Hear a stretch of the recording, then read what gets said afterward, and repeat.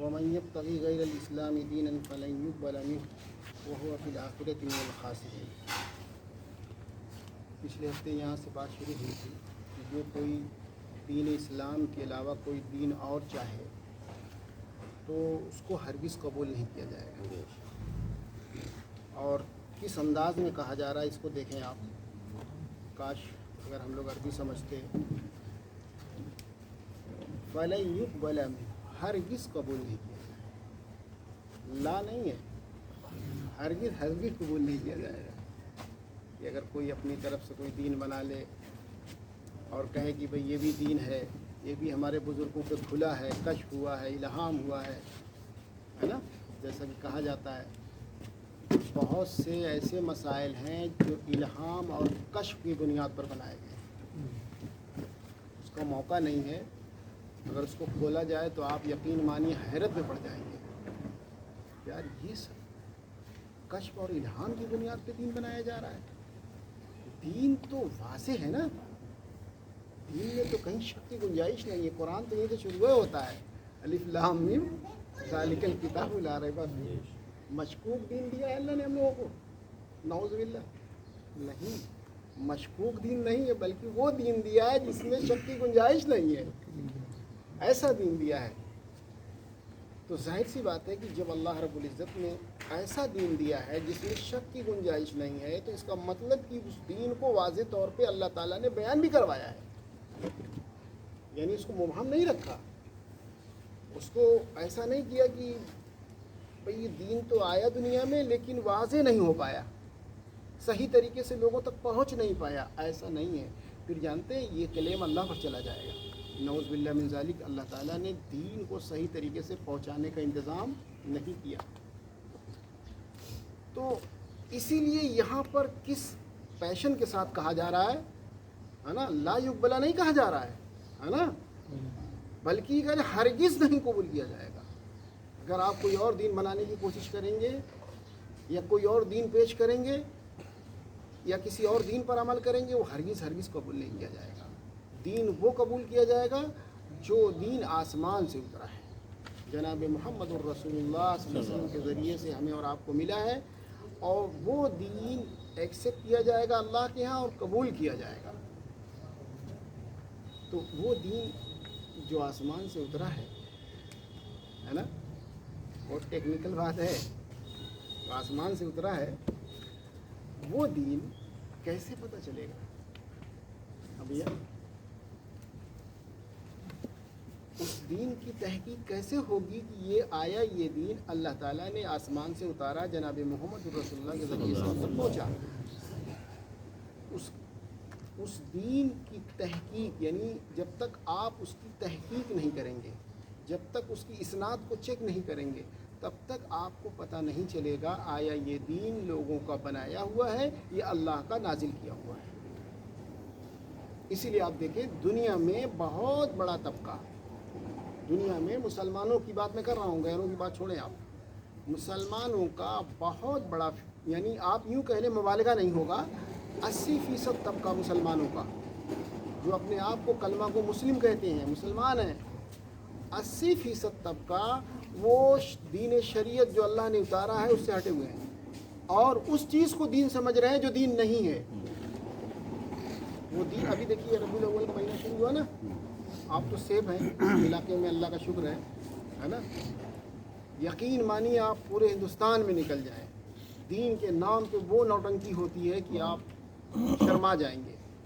باقاعدہ جیسے ہندوؤں کا وہ نکلتا ہے، ان کا درگا پوجا، اسی طریقے سے ڈانس ہوتا ہے رسول اللہ صلی اللہ علیہ وسلم کے نام پر، اور وہ ڈی جے، کیا بولتے ہیں، ڈی جے، اس کو بجا کر کے اس پہ ڈانس ہوتا ہے۔ جی ایک بار ہم آ رہے تھے ادھر سے، فیض آباد والا جو روڈ ہے ادھر سے، اور اسی دن یہ تھا، ان کا جلوس نکلا ہوا تھا، یقین میں ہم سمجھے کہ لگتا کچھ شادی ودی ہے کسی کی یا کوئی معاملہ ہے، سارے مسلمان وہ ڈی جے بجا کر کے روڈ جام کر کے خوب ڈانس کر رہے تھے۔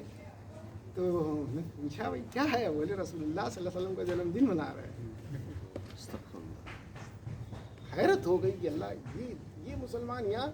تو میں نے کیا کہا کہ دین کے نام پر اچھا ان کے علماء بھی ساتھ میں ہوتے ہیں. جی حیرت کی بات یہ ہے نا. یہ جھوٹ بولتے ہیں کہ نہیں ہم جب کہیں پھنستے ہیں نا, نہیں ہم تو نہیں, ہم نہیں کہتے کرنے. ارے بھیا تم آگے آگے رہتے ہو, تم اسٹیج پر بیٹھے رہتے ہو, تمہاری سرپرستی میں سب ہو رہا ہے, تمہاری ہمت نہیں ہے کہ تم اس کے خلاف فتویٰ دو. ان کو ڈر ہے کہ اگر ہم فتویٰ دیں گے تو پھر ہم یہاں سے نکال دیے جائیں گے, ہے نا. جس عہدے پر ہے یہ عہدہ چھن جائے گا, جو روٹی روزی کا ذریعہ بنا ہوا ہے روزی روٹی چلی جائے گی. تو یہ شرک پر پل رہے ہیں اور لوگوں کو حق بتانے کی جسارت نہیں کر پا رہے ہیں. تو اب میں نے کیا کہا کہ 80% طبقہ مسلمانوں کا وہ اس چیز کو دین سمجھ رہا ہے جو دین نہیں ہے, اور اس کو دین سمجھ کے کر رہا ہے. کیوں ایسا ہے؟ اس لیے ایسا ہے کہ 80% جو مسلمان ہے وہ بات کی تحقیق نہیں کرتا. یہ ہے ریزن اصل. وہ تحقیق نہیں کرتا. وہ یہ کہتا ہے ہمارے بڑوں نے فرما دیا, ہمارے بڑے تم سے زیادہ جانکار تھے, ہمارے بڑے وہ بہت زیادہ حدیث قرآن کو جاننے والے تھے. تو یہ بات کہہ کر کے وہ تحقیق نہیں کرتے اور مطمئن ہو گئے اپنے بڑوں کی تحقیق پر. حالانکہ اللہ تعالیٰ نے قرآن کریم میں یا حدیث پاک میں کہیں ایسا نہیں آیا ہے کہ تم کبھی بھی اپنے بڑوں کی تحقیق پر مطمئن ہو جانا. سوچیے اب ایسا اگر کوئی کسی کو ملے سند تو میں رجوع کر لوں گا اپنی بات سے, ایسا کہیں نہیں ہے. بلکہ کیا ہے, لا تقف ما لیس لک بہ علم ان السمع والبصر والفؤاد کل اولئک کان عنہ مسؤولا. اللہ تعالیٰ کہہ رہے ہیں کہ ایسی چیز کے پیچھے نہ پڑ, ایسی چیز کی پیروی نہ کر. لا تقف ما لیس لک بہ علم, جس کا تیرے پاس علم نہیں ہے, ابھی تو نے اس کی تحقیق نہیں کیا اور چلنا شروع کر دیا اس پہ, تو اللہ کہہ رہا نہ چل. ان السمع والبصر, جو اللہ تعالیٰ نے کان اور آنکھ دیا, والفؤاد دل دو دیا ہے, کل اولئک کان عنہ مسؤولا, یہ اللہ نے دل دماغ کان جو ہمیں دیا ہے, یہ اللہ کہہ رہا ہے کہ ایک بڑی نعمت ہم نے تم کو دی ہے. ان نعمتوں کا استعمال تم کرو. اگر تم نے ان نعمتوں کا استعمال نہ کیا تو تم حق تک نہیں پہنچ پاؤ گے. تو جیسے آپ اپنی اس آنکھ کی صلاحیت کا, آنکھ کان کا, دل اور دماغ کا استعمال دنیا میں ہر جگہ کرتے ہیں نا, کہ نہیں کرتے ہیں. بڑوں کی بات پہ بیٹھ جاتے ہیں کہ بڑوں نے کہہ دیا, بڑے کہتے چلے آئے. نہیں بھائی, کہتے ہیں بڑوں کا معاملہ ریجیکٹ ہو گیا سب. اب نیا جنریشن آ گیا ہے, کہتے ہیں نا بھائی ان کے دماغ جو ہے. تو بھائی میرے اور چیزوں میں تو بڑوں کی بات آپ ریجیکٹ کر رہے ہو. بڑوں کی وہ بات لی جائے گی جو بات اس سے میچ کرے گی. سمجھ رہے ہیں؟ بڑوں کا ہم انکار نہیں کر رہے. بڑوں کی وہ بات لی جائے گی جو قرآن اور سنت سے میچ کرے گی. بڑوں کی وہ بات نہیں لی جائے گی جو قرآن اور سنت سے 180 ڈگری کا ٹکراؤ ہوگا, اس کو نہیں لیا جائے گا. تو جو لوگ اس مزاج کے ساتھ چلتے ہیں, سمجھ رہے ہیں, جن کا یہ مزاج ہے کہ نہیں مجھے وہ بات لینی ہے جو بات قرآن اور سنت سے ثابت ہو رہی ہو, ایسے لوگ قلیل ما تذکرون. قرآن کہہ رہا ہے, یہ قرآن ہے, قلیل ما تذکرون, تھوڑے لوگ ہیں. اللہ کو یاد کرنے والے, اللہ کا ذکر کرنے والے, ذکر سے مراد کیا ہے؟ اللہ کو یاد کرنا. تو اللہ کو کیسے یاد کیا جائے گا؟ آنکھ بند کر کے. اللہ تعالیٰ کی اطاعت کیسے کی جائے گی بھائی؟ اللہ تعالیٰ کی بات واقعاً یہ ہے یا نہیں ہے, اس کی تحقیق کی جائے گی, پھر عمل کیا جائے گا نا. تو آپ جب غور کریں گے, آپ جب اس کے ڈیپ میں جائیں گے تو آپ کو یہ پتہ چلے گا کہ صحیح عقیدے پر چلنے والے, صحیح منہج پر چلنے والے ہر زمانے میں تھوڑے رہیں گے. آپ تاریخ اٹھا کے دیکھ لیجیے. رسول کریم صلی اللہ علیہ وسلم کی جو محنت ہے مکہ کی, میرے خیال سے 13 سال کی محنت میں آپ مان کے چلیں, بعض روایت میں 100, بعض میں 85, بعض میں 110, 125, اس سے زیادہ نہیں ہوتا. 125 مان لیں زیادہ سے زیادہ 13 سال میں. اور محنت کون کر رہا ہے؟ سید الانبیاء کر رہے ہیں, جو سارے نبیوں کے سردار. ان سے اچھا کون سمجھا سکتا ہے؟ ہم لوگ کبھی سوچ سکتے ہیں؟ تو یہ تو اتنی بڑی گستاخی ہو جائے گی. ارے نبی تو چھوڑیے, ہم لوگ تو کسی صحابی کی پیر کی دھول لیں گے. ہاں, تو نبی علیہ الصلوۃ والسلام, خاص طور سے محمد صلی اللہ علیہ وسلم کس پیشن کے ساتھ سمجھاتے رہے ہوں گے, کس انداز میں سمجھاتے رہے ہوں گے, وہ تو تصور سے باہر ہے. اس کے بعد بھی چند افراد یا کہہ لیں 100 سے کچھ زائد یا 100 کے کچھ اندر، یہی اتنے ہی لوگ ایمان لائے۔ مدینہ جب گئے تو آپ یقین مانیے کہ جو جنگ بدر ہوئی ہے نا، اب کچھ لوگ نہیں گئے تھے جنگ بدر میں، 313 تھے ٹوٹل، کچھ لوگ بیماری کی وجہ سے یا کسی محاذ پہ رہے ہوں، نہ پہنچ پائے ہوں، تو مان کے چلیں آپ نیئر اباؤٹ 400-500 کے قریب لوگ رہے ہوں گے، اس سے زیادہ نہیں رہے ہوں گے۔ اتنی لمبی محنت میں اتنے لوگ آئے۔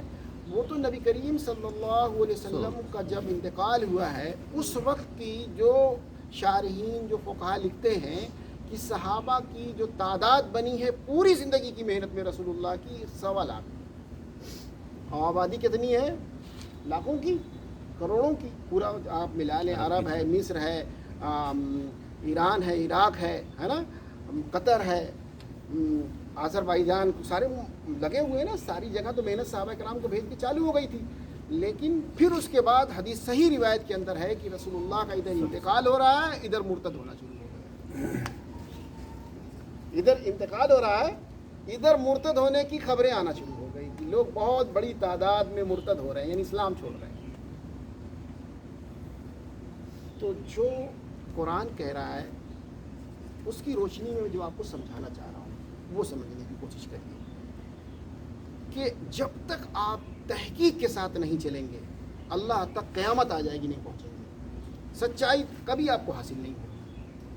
جن لوگوں نے اپنا یہ مزاج بنا لیا ہے کہ نہیں، جیسے میں دنیا کا ہر کام تحقیق کے ساتھ کرتا ہوں، اسی طریقے سے میں دین کا بھی کام، بلکہ بدرجہ اولا، دین تو اصل ہے نا، میری زندگی کا مقصد ہی دین ہے، میری زندگی کا مقصد ہی اللہ کو راضی کرنا ہے۔ تو ہمارا اور آپ کا نظریہ یہ ہونا چاہیے کہ ہم جو ہے جو بھی کام کریں وہ اس کی تحقیق کریں۔ تو جب آپ کا یہ مزاج بن جائے گا تو انشاءاللہ تعالی آپ کبھی بھی دھوکہ نہیں کھائیں گے، آپ کے سارے اعمال قرآن اور سنت کے مطابق آٹومیٹک بنتے چلے جائیں گے، وہ آٹومیٹک بنتے چلے جائیں گے۔ ورنہ آپ دیکھ لیجئے دین کے نام پہ اتنی بڑی بڑی قربانیاں دی جا رہی ہے، لوگ اتنا لمبا سفر کرتے ہیں، مہینوں کا سفر کرتے ہیں، دین کے نام پہ گھر تباتے ہیں، لیکن ان سے جب بات کی جاتی ہے تو کہتے ہیں ہم کچھ نہیں جانتے۔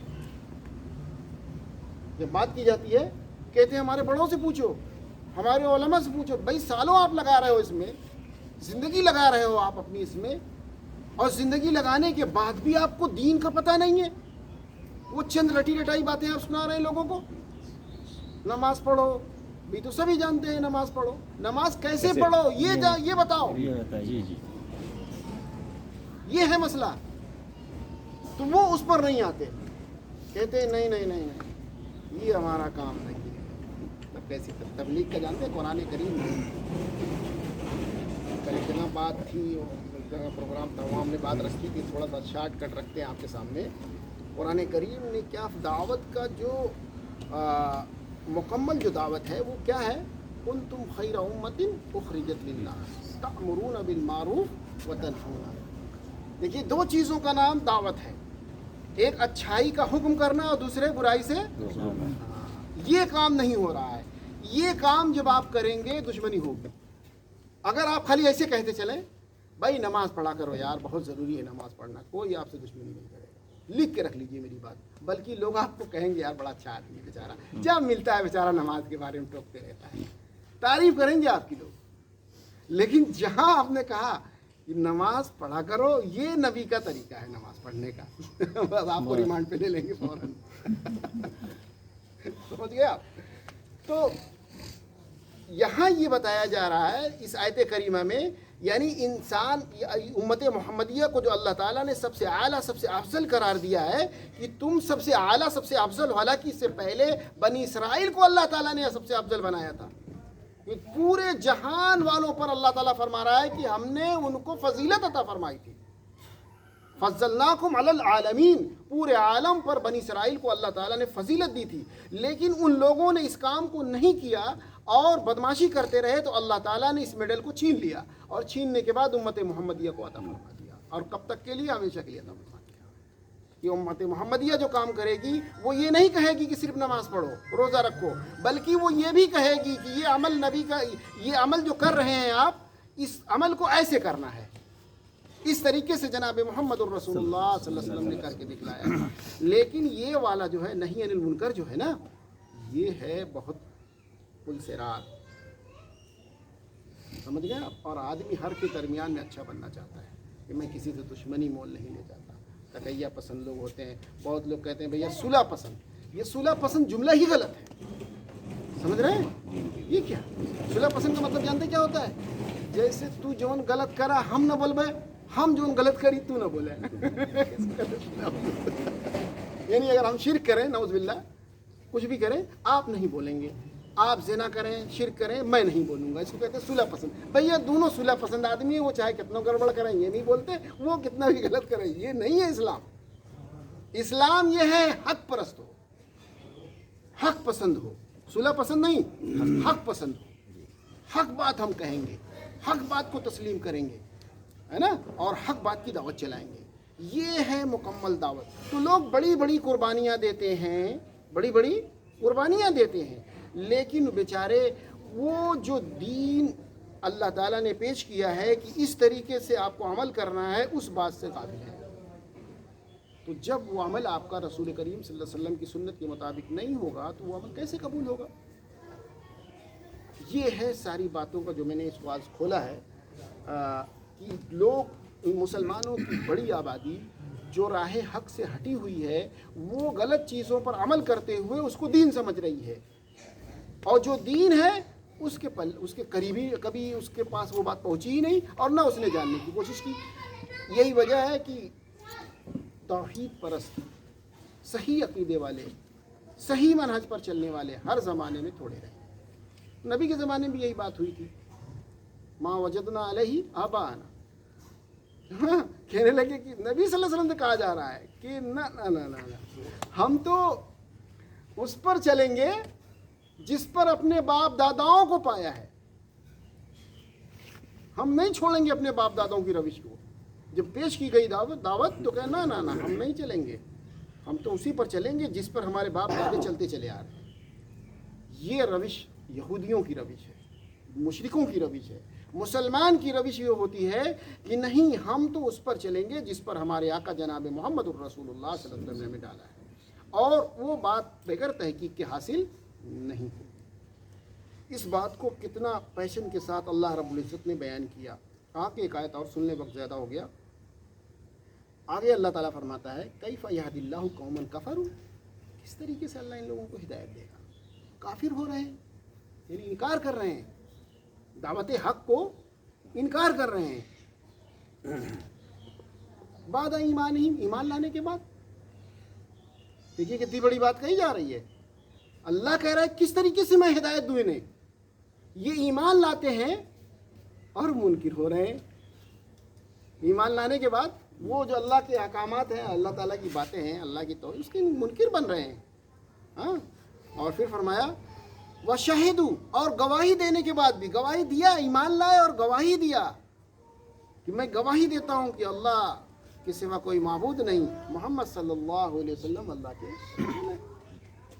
ان الرسول حق وجاءہم البینات، کہ بے شک رسول سچا، وجاءہم البینات، کہ پہنچا ان کے پاس دلیلیں لے کر. دیکھیے، یعنی رسول جو جا رہے ہیں لوگوں کے پاس، پیغمبر جو جا رہے ہیں، محمد صلی اللہ علیہ وسلم جو آ رہے ہیں، وہ کس چیز کے ساتھ آ رہے ہیں؟ خالی ہاتھ آ رہے ہیں کہ دلائل لے کے آ رہے ہیں؟ دلائل لے کے آ رہے ہیں. یعنی پیغمبر بھی، اس کے ذمے بھی باتیں دلائل سے کرنا ہے. سمجھ رہے ہیں؟ پیغمبر کبھی یہ نہیں کہتے کہ مجھے کشف ہوا، الہام ہوا ہے. جب پیغمبر یہ بات نہیں کہتے تو تم کیسے کہہ رہے ہو یار؟ تمہیں کس نے اتھارٹی دے دی؟ مجھے الہام ہو گیا، مجھے کشف ہو گیا، مجھے یہ ہو گیا. یہ کیا ہے؟ نبی صلی اللہ علیہ وسلم کوئی بات یہ نہیں کہتے میرے ذہن میں یہ کھل رہا ہے، مجھے یہ کشف ہو رہا، نہیں، بلکہ آپ کیا کہتے ہیں؟ وما ينطق عن الهوى ان هو الا وحی. آپ، قرآن یہ کہہ رہا ہے کہ آپ جو کہتے ہیں وہ وحی کی بنیاد پر کہتے ہیں، اپنے خواہشات نفس کی وجہ سے نہیں کہتے کوئی بات. میری خواہش میں یہ بات آئی ہے، میں چاہتا ہوں دین اس طریقے سے کر دیا جائے، میں چاہتا ہوں اس سے بہت فائدہ ہوگا نا. بلکہ آپ خاموشی اختیار کرتے تھے، اور جب اللہ رب العزت کا فرمان آتا تھا تو اس فرمان کو لوگوں کے سامنے پیش کرتے تھے کہ لوگوں، تمہارے رب کا یہ فرمان ابھی आवाज़ तो इल्हाम और किसके नाम पे पूरा फ़िक़ा लिख दी गई। भाई बुज़ुर्ग को इल्हाम हुआ है कि इस तरीके से अगर आप अमल करेंगे तो अल्लाह ज़्यादा खुश होगा। नमाज़ गौसिया सुने ना आप, पूरी नमाज़ गौसिया बना दी गई है और पूरी किताब लिख दी गई है कि इस तरफ रुक करके नमाज़ पढ़ना है। देखिए गौस पाक की जो मज़ार है, उन गौस कहना ही गलत है, शिरक है। तो अल्लाह है ना, लेकिन नाम रख दिया है लोगों ने, यानी उनका नाम है शेख अब्दुल कादिर जिलानी, ठीक है, उनको गौस नाम रख दिया, सबसे बड़ा मददगार। हाँ, सबसे बड़ा मददगार। सोचिए आप, नाम में भी शिरक घुसेड़ दिया। और लोग कहते भी हैं, गौस पाक कहते हैं, गौसे आज़म कहते हैं, यानी सबसे बड़ा मददगार। आज़म के माने ही उससे बड़ा कौन होता है। अब टेढ़े होकर के नमाज़ पढ़ना, एक फ़तवा सुन लें, वैसे मैं जल्दी फ़तवा देता नहीं हूँ, बात आ गई इसलिए कहता हूँ, इससे एराज़ बचने की कोशिश करता हूँ। क़िबले का रुख चेंज कर देना कुफ्र है। बेशक। क्या है? जो अमल नस से कतई से साबित हो, ये एक नुक्ता याद कर ले, एक वसूल याद कर ले कि जो कुरान में नस से कतई हो, यानी जो बातें कुरान करीम में वजाहत के साथ बयान की गई हों। जैसे मिसाल के तौर पे वजाहत के साथ कुरान में क्या बयान किया गया? नमाज फ़र्ज़ है। वजाहत के साथ नमाज क्या कुरान में क्या बयान हुआ? ज़कात फ़र्ज़ है। वजाहत के साथ कुरान में क्या बयान हुआ? हज फ़र्ज़ है। ठीक है ना? तो जो चीज़ें नस से कतई है, उसका कोई इनकार करेगा तो वो काफिर हो जाएगा। तो किबले को अल्लाह ताला क्या फरमाता है कि ऐ नबी जी आप कहीं भी रहें, अब आप अपना रुख किधर करेंगे? सूरह बकरा में गुजर चुका है, आप अपने रुख को किबला की तरफ करेंगे। अब आप कहीं भी होंगे, ये शर्त, यह अल्लाह ताला हुक्म दे रहा है कि आप कहीं भी होंगे, लेकिन आपका रुख किस तरफ होगा? किबले की तरफ होगा। नस से कतई आ गई, यानी आप अपने किबले को आप इधर उधर नहीं कर सकते। अब आप, तो जब हुक्म आ गया, अब आप बताएं किबले से चेंज करके अपने रुख को दूसरी तरफ मुँह करके नमाज पढ़ना क्या बनेगा? बरेलियों ने अपने अवाम को कुफ्र में ढकेल दिया। वो अपने आप को आशिक रसूल भी कह रहे हैं, लेकिन उनकी मुसलमानों में सबसे बड़ी तादाद जानते बरेलियों की है। ये तहकीक करके देख लें आप। बाकी दूसरे लोग हैं, ये 50% से भी ज़्यादा हैं। बाकी 50 में या 40 में सारे लोग हैं। अपनी आवाम को कुफ्र में ढकेल दिया कि वो लोग टेढ़ा रुक करके और गौसे आज़म के नाम पे नमाज पढ़ते हैं, और नमाज पढ़ के, अच्छा नमाज तो सिर्फ अल्लाह के लिए है ना भाई, नमाज ही नहीं, जितने भी अमाल है सब अल्लाह के लिए हैं। सिर्फ नमाज नहीं, हम जो सदका करते हैं, खैरात करते हैं, हम लोग ये जो बैठे हुए हैं, हम सब किसके लिए कर रहे हैं? अल्लाह के लिए कर रहे हैं, है ना? अल्लाह हम सबको इखलास दे और यकारी से बचाए। तो इन सलात व नुसुकी व महयाया व ममाती लिल्लाहि रब्बिल आलमीन, मेरी नमाज, मेरी सारी कुर्बानी किसके लिए? मेरा जीना, मेरा मरना अल्लाह जो रब है पूरे आलम का। ये कुरान है। तो हमारी सारी इबादत किसके लिए होगी? अल्लाह के लिए होगी। मोहम्मद सल्लल्लाहु अलैहि वसल्लम के लिए भी नहीं हो सकती। अगर किसी ने मोहम्मद सल्लल्लाहु अलैहि वसल्लम के लिए इबादत की, वो इस्लाम से खारिज हो जाएगा। अब आप बताइए, गौस पाक के लिए नमाज पढ़े, जब रसूल के लिए नमाज पढ़ी जाए तो खारिज यानी काफिर हो जाता है, तो गौस के लिए पढ़ने वाला, दो कुफ्र आता है इसमें लाजिम। एक तो गौस के लिए नमाज पढ़ने वाला, यानी शेख अब्दुल कादिर के लिए नमाज पढ़ने वाला। दूसरा इसमें कुफ्र लाजिम आता है, रुख को चेंज कर दिया। बताइए कुफ्र हुआ कि नहीं हुआ? तो ये, अच्छा बड़ी तादाद मुसलमानों की एकदम भेड़ी बकरी की तरह घुसी चली जा रही है पीछे। तो फिर वही बात आकर के रुक जाती है कि लोगों को दलाइल से रोका जाता है। आप यहाँ बैठ के सुन रहे हैं ना, बात करेंगे तो आपसे लोग यही कहेंगे, इन लोग के करीब ना जाओ, इनकी बातें ना सुनो, गुमराह कर देंगे ये लोग आपको, आपके बुजुर्गों से आप मुतफक्किर कर देंगे, शक में डाल देंगे। आपके दिल में बुजुर्ग, हमारे जो बड़े हैं अकाबिर, इनके बारे में तुम्हें शक पैदा हो जाएगा। हमारे बारे में आखिरी बात सुनने, ये बात हो गई है, फिर इंशाअल्लाह अल्लाह ने ज़िंदगी दी तो मैं आपके सामने आगे शुरू करूँगा। एक मिसाल सुन लें। एक आदमी बहुत कट्टर बरई है, पूरा घराना बरई है ना, ख़ानदान। तो अल्लाह ताला ने मुझे ज़रिया बनाया, पूरा ख़ानदान जो है सही हो गया, तबलीगी हो गया। पहले की बात बता रहा हूँ। वो आदमी मेरी इतनी कदर करता था कि यकीन मानिए कि मैं उसको बयान नहीं कर सकता। लेकिन इस वक्त वो मुखालिफ हो गया। क्या हो गया? मुखालिफ हो गया इस बात को लेकर। की तहकीक और दलील, ये सारी बातें। तो कह रहा कितनी बार आप घुमाएंगे इधर से उधर, ये वो।